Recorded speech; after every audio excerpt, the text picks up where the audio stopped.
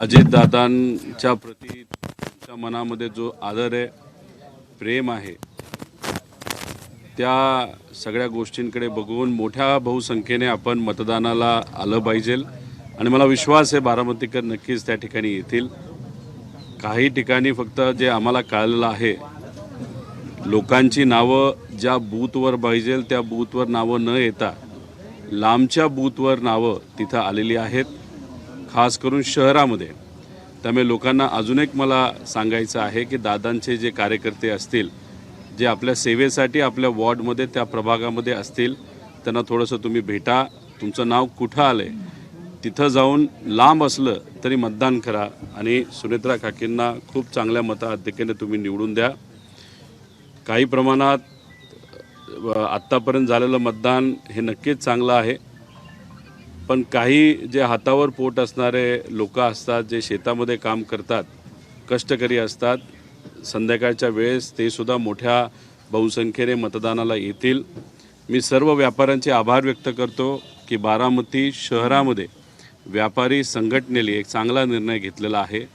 11पर्यंत आम्ही दुकानं उघडणार नाही आणि त्यांच्या दुकानात काम करणारा जो कुणी कामगार असेल, व्यक्ती असेल, त्यांनी आल्यानंतर मतदान झालं आहे का हे दाखवायचं, मगच कामाला तिथं सुरुवात करायची. कुठं ना कुठेतरी एक तर लोकशाहीलासुद्धा बळकटीकरण मिळतं आहे आणि मतदानालासुद्धा बारामतीमध्ये नक्कीच त्या ठिकाणी मदत होते. दादा, खरं तर अजितदादांच्या पश्चात जे मतदान होत आहे, काय आपल्या आठवणी सांगाल दादांच्याबद्दल? नाही, दादांबद्दल अनेक आठवणी आहेत. मला दादांसाठी आणि साहेबांसाठी जो प्रचार लहान असताना आम्ही करायचो, आई बाबा आणि पवार परिवारातले सर्वच लोक आणि बारामतीकर, कधीकधी सायकल रॅलीमध्ये सुद्धा मी सहभाग घेतला आहे. लोकात जायचो. ठीक आहे, लहान असताना कधी भाषण तिथं करत नव्हतो, पण मग आई वडिलांबरोबर जिथं जाता येईल तिथं जात होतो, प्रचार तिथं करत होतो. त्यामुळे ह्या सगळ्या आठवणी आहेत. आणि दादा ज्या पद्धतीने सांगायचे, कारण दादा तसे परखड असायचे, बोलायला कडक, मनातून एकदम मवाळ, कधीकधी टोमणा मारायचे आणि खास करून नेहमी जेव्हा केव्हा मला ते बोलायचे, हां चिरंजीव काय चाललंय आता, अशा पद्धतीने ते बोलत असायचे. सगळ्या ह्या गोष्टी कुठं ना कुठंतरी आम्ही मिस करतो. आणि मग अधिवेशनामध्ये म्हणजे आत बसलं असताना सुद्धा लक्ष असायचं, बटन कसं घालतोय, केस वाढलेत आणि बोलतोय कसा. तर ह्या सगळ्या ज्या गोष्टी आहेत ते कुठं ना कुठंतरी आम्ही सर्वजण मिस करतोय. आणि परिवार तर आहेच, पण बारामतीकरसुद्धा दादांची काम करण्याची स्टाईल, लगेचच्या लगेच निर्णय घेण्याची क्षमता, फोन केला तर काम होणारच आणि होणार असेल तर हो आणि नसेल होणार तर नाही. ह्या सगळ्या आठवणी ह्या शेवटी आपल्याला येत असतात. आणि आता फक्त हातामध्ये एवढंच आहे की ज्या कुठल्या चांगल्या आठवणी असतील त्या मनामध्ये ठेवायचं आणि ज्या पद्धतीने ते काम करत होते तशाच पद्धतीने याच्या पुढं काम करण्याचा प्रयत्न करायचा, एवढं मात्र आम्ही सर्वांनी ठरवलेलं आहे. दादा, जयदादांना आता विचारलं तर त्यांचं म्हणणं होतं की 2029ला जयदादा बारामतीतून उमेदवार असतील तर त्यांचं म्हणणं होतं की कार्यकर्त्यांची जी इच्छा असेल तर त्यानुसार. नाही, शेवटी कार्यकर्ते आणि पक्षाची जी इच्छा असते आणि पक्ष जो निर्णय घेतो तो तिथं ऐकावं लागतं. त्यामुळे त्यांचा पक्ष वेगळा आहे, त्यांच्या पक्षाने जो कुठला निर्णय त्यावेळेस तिथं घेतला जाईल, म्हणजे काकी जर निवडणुकीला त्यावेळेस उभं राहणार नसतील आणि जे उभं राहणार असेल, शेवटी त्यावेळेस जी लढाई होईल 2029ला ती तशी बघितली तर सर्व पक्षीय ती लढाई त्या ठिकाणी होऊ शकते. हे बघा, आता अजितदादांच्या वेळेससुद्धा पवार विरुद्ध पवार झालेलंच आहे, लोकसभेला सुद्धा पवार विरुद्ध पवार झालेलंच आहे. त्यामुळे उद्या जाऊन पवार विरुद्ध पवार होण्याची शक्यता ही आपल्याला नाकारता येणार नाही. लोकांची इच्छा आहे, लोकांचं मत आहे. जी शेवट दादांची इच्छा होते की पवार परिवार एकत्रित आला पाहिजे, परिवार म्हणून एकत्रित आला पाहिजे. हे किती खरं असलं तर राजकीय दृष्टिकोनातून निर्णय घेत असताना कधी चांगल्या गोष्टी होण्यासाठी काही कडक निर्णय घ्यावे लागतात, काही गोष्टींचा त्याग द्यावा लागतो. आता जर उद्या जाऊन परिवाराला एकत्रित द्यावं लागेल, आम्ही तर विरोधात आहोत, पण सत्तेतून काही लोकांना बाहेर येणं म्हणजे एक पक्षाला आमदारांकडे बघून आणि त्यांच्या सर्व कार्यकर्त्यांकडे बघून तो तसा सोपा निर्णय नाही. दादा म्हणजे यालाच मुद्दा असा आहे ज्या दादाची इच्छा होती दोन्ही राष्ट्रांनी एकत्र यावे. 29ला तशी परिस्थिती निर्माण झाली. मग ती परिस्थिती बघून मग आता दावा ठोकला जातोय कशाचा? जयदादांकडनं की बारामती जागा आमच्याकडे राहावी असं काही आहे का? नाही, आता त्यांचा पक्षच वेगळा आहे ना. आता दादांच्या वेळेस पण पवार विरुद्ध पवार झालं. किती मनामध्ये इच्छा नसेल, पक्ष वेगळे राहतीलच, कारण का आम्ही विरोधात आहोत. आणि उद्या जाऊन मग तिथं जय उभा राहिला, इथून युगेंद्र तिथं असू शकतं. त्यामुळे ह्या अनुषंगाने पवार विरुद्ध पवार हे बारामतीमध्ये किती लोकांची इच्छा नसली तरी होऊ शकतं. आणि शेवटी झालं असं आहे की पवार विरुद्ध पवार व्हावं ही लोकांची इच्छा नाही आहे.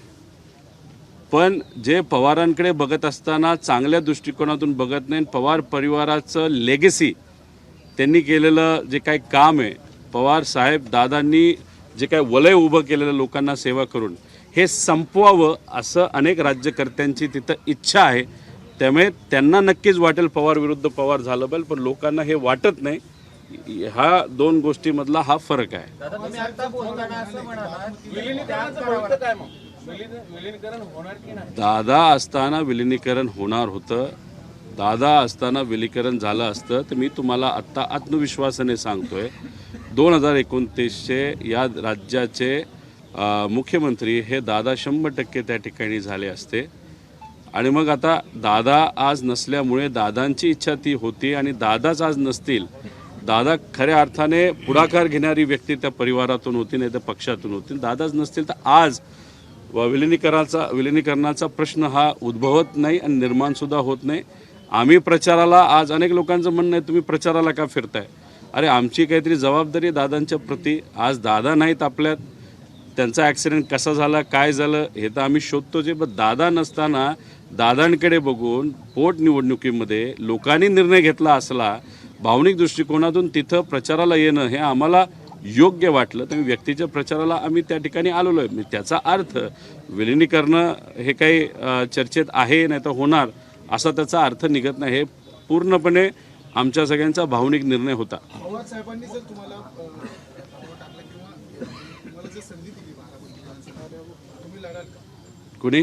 पवार साहेबांची जर इच्छा असेल की रोहित पवारांनी बारामती लढाल 2021 जर तुम्ही लढाल? आता जेव्हा विधानसभेचं गेलं इलेक्शन होतं, परिवारातल्या अनेक लोकांची अशी सुद्धा इच्छा होती जे लोकसभेला झालं ते विधानसभेला होऊ नये. पण ठीक आहे, निवडणूक झाली तर पवार विरुद्ध पवार विधानसभेमध्ये त्या ठिकाणी झालेलं आपण सर्वांनी बघितलं. त्यामुळे पुढं जाऊन पवार साहेबांची भूमिका अशीच असू शकते की ठीक आहे पवार विरुद्ध पवार व्हायला नको पाहिजे, पण शेवटी हा राजकारणाचा भाग आहे. उद्या जाऊन काय होईल हे आज तरी त्या ठिकाणी आपल्याला सांगता येणार नाही. दादा, अजित पवारांची इच्छा होती की विलिनीकरण व्हावं, दोन्ही राष्ट्रवादी एकत्र यावं. मग तुम्ही सत्तेत जाणार होता का अजित पवार बाहेर येणार होते? तुम्ही दादांची भाषणं जर बघितली, तुम्ही जिल्हा परिषदची भाषणं बघा, नगर परिषदेची भाषणं बघा, पिंपरी चिंचवड आणि पुणे महानगरपालिकेची भाषणं बघा. त्यांनी कोणाच्या विरोधात भाषणं केलीत? भाजपच्या विरोधात भाषणं केलेली आहेत. भावनिक दृष्टिकोनातून दादांना जे एकत्रित यायचं होतं आणि कुठंतरी दादांची इच्छा होती की जो विचार अनेक वर्ष आपण जपला त्या विचाराला धरून आपल्या पक्षाची ताकद आपण इतकी वाढवायची की उद्या जाऊन आपण या महाराष्ट्राला अजून चांगल्या पद्धतीने सेवा मिळावी. आणि त्यांनी कधी बोलून दाखवलं नाही, पण नक्कीच आम्हाला असं वाटत होतं 29ला एवढी ताकद वाढवायची, या महाराष्ट्राचे मुख्यमंत्री बनायचे. म्हणजे अजित पवार सत्तेतून बाहेर पडणार होते? दादांमध्ये काय चर्चा झाली? म्हणजे आम्ही सत्तेत जाणार होतो का बाहेर येणार होतो? दादा रस्त्यावर येऊन लढणार होते, ही आमच्यातली चर्चा आहे. ती आज इथं बोलून त्याचा काही फायदा नाही. पण फक्त तुम्हाला एक अंदाज देण्यासाठी म्हणजे दादा जाण्याच्या आधीच्या 4 महिन्यामध्ये दादा कोणाच्या विरोधात बोलत होते हे तुम्ही त्या ठिकाणी बघितलं पाहिजे. शिखर बँकचा काल निकाल आलाय, तुम्ही असतील किंवा क्लीन चिट मिळाली, तुम्ही असतील किंवा तनपुरे असतील. एक तर शिखर बँकेचा जो कुठला घोटाळा झाला होता असं लोक म्हणत होते, राजकीय दृष्टिकोनातून त्या ठिकाणी बोललं जात होतं. ती जी कुठली FIR असेल नाहीतर तुझी काही केस आहे, त्या केसमध्ये माझा तसा संबंध नव्हता. माझ्या वेळेस जेव्हा तो कारखाना विकला गेला तेव्हा तिथं राजकीय बॉडी नव्हती. शिखर बँक घोटाळा याची जी चर्चा चालू होती, ज्यावेळेस तिथं एक राजकीय बॉडी त्या शिखर बँकेवर बसली होती, त्या बॉडीली जे कारखाने विकले त्याच्यामध्ये जो भ्रष्टाचार झाला त्याबद्दलची चर्चा होती. मी जेव्हा कारखाना घेतला होता तेव्हा तिथं प्रशासक होता माजी सेक्रेटरी देशाचे. पण फक्त मी सरकारच्या विरोधात बोलतोय. 800 किलोमीटर मी नागपूरला चालत गेलो, लोकांचे विषय मांडले आणि हे नवखं पोरगं आत्ता सरकारच्या विरोधात मोठ्या नेत्याच्या विरोधात बोलतंय. याला एकदा आपण दाखवूनच देऊ. या हेतूतून मला घाबरवण्यासाठी ईडीची कारवाई माझ्यावर झाली. पण कुठंतरी ते विसरून गेले की शेवटी हा मराठी माणूस आहे, न घाबरणार आहे. आम्ही झुकलो नाही, अडचणीत आणण्याचा प्रयत्न केला, पण मग शेवटी आमच्याकडे दुसरा कुठला पर्याय नसल्यामुळे कोर्टात जेव्हा युक्तिवाद तिथं केला गेला तेव्हा तिथं कोर्टाने आम्हाला न्याय दिला आणि या विषयातून आम्हाला मोकळं केलेलं आहे. त्यामुळे ईडीची केस आता आमच्यावर त्या बाबतीतली कुठलीही नाही. तुमची इच्छा आहे का बारामतीमधून लढायची? आता तुम्ही कुठला प्रश्न, आता मी सातत्याने बोलतोय. मी कर्जत जामखेडमधून 2019ला लढलो, 2024ला लढलो. हां, तिथं वेगळ्या पद्धतीचा दबाव आहे. रोहित पवार परत. एबीपी माझा, उघडा डोळे बघा नीट.